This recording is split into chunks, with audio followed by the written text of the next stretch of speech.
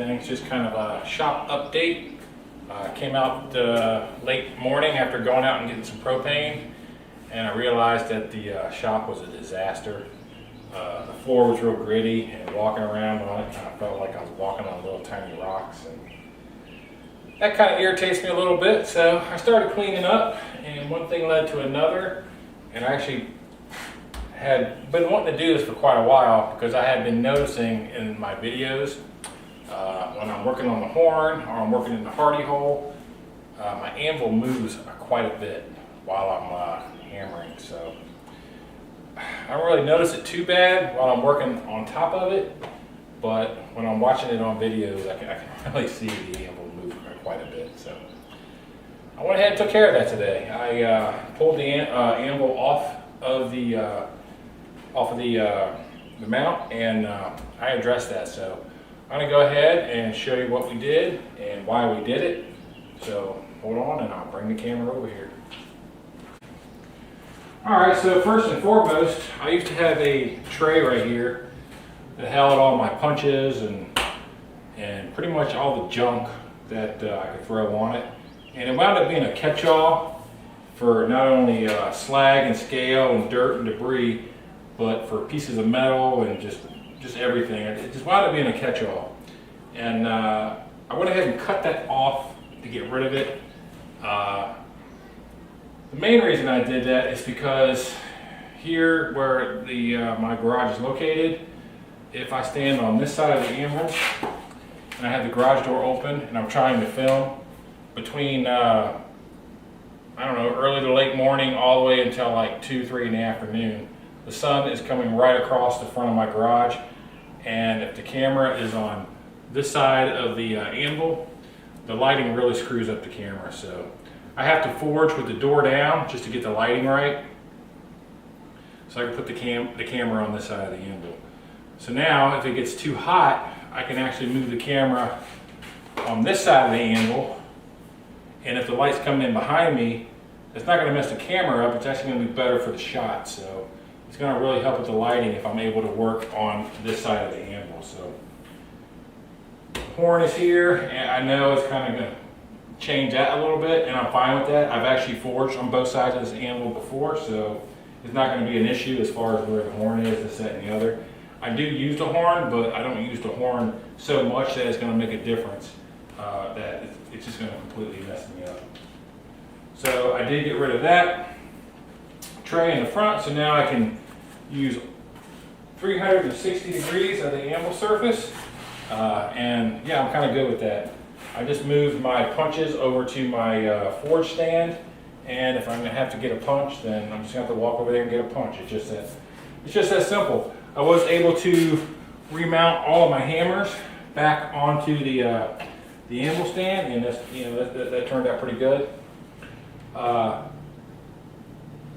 Alright, so I'm going to bring you over and we're going to show you what we did to eliminate the wobble. I got this thing locked down and she is not moving. Well, within reason. I mean, I can make it kind of move a little bit, but yeah, she is locked down. So I'm going to go ahead and show you what we did. Hold on. Okay, so what I used to have holding the anvil, because this thing doesn't have any holes or anything in the pedestal, I had some long pieces of all thread that I forged into a point. I drove into the stump, and then when I got it in there 3 or 4 inches, I just folded it over with the hammer, and I did that on all 4 corners.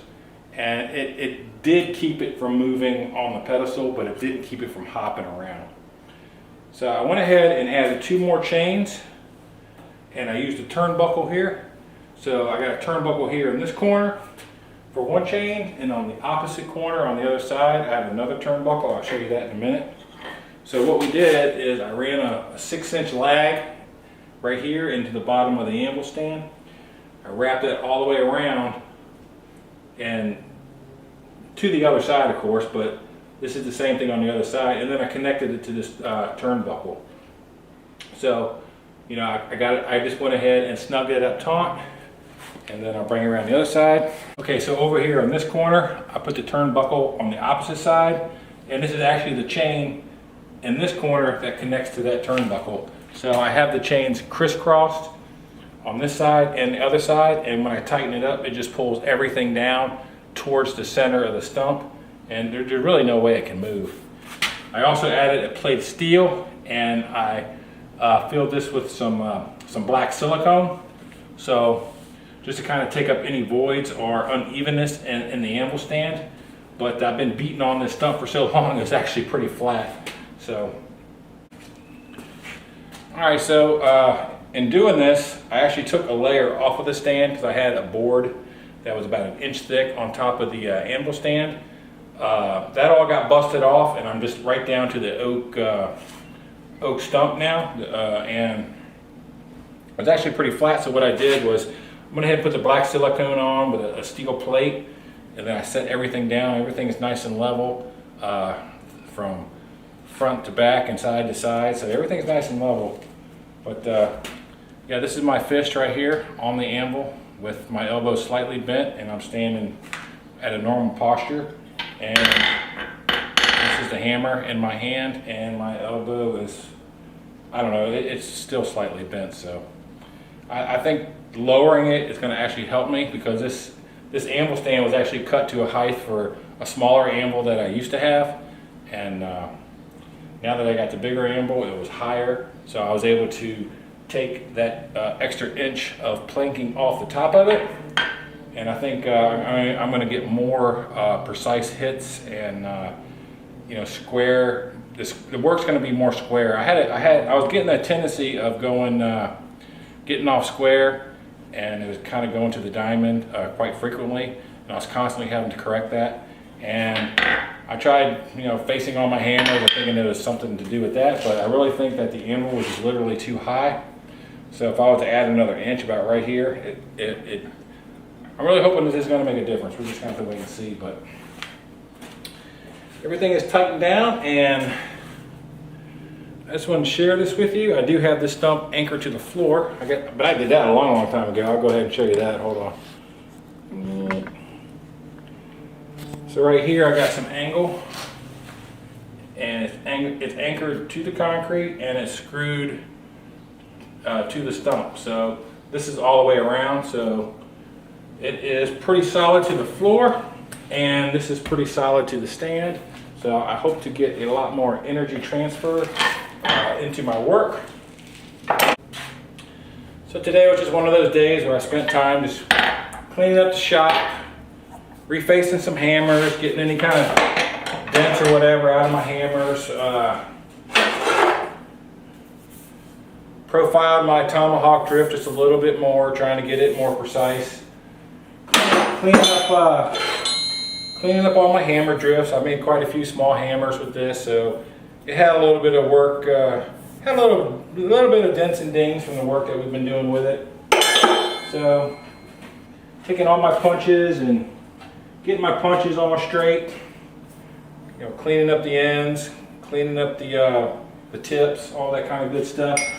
So it's just one of them days where I'm just hitting the reset button and just going back and yeah, taking care of my tools. You know, every once in a while you just have to do that, and today's the day.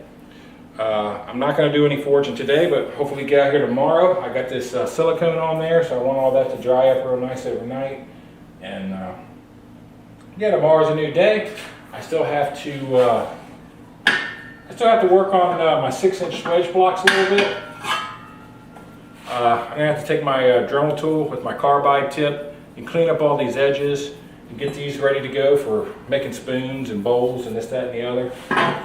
So I might finish that off. I might do that to finish off the rest of this day and get those ready to go. I might not. I don't know. We'll see.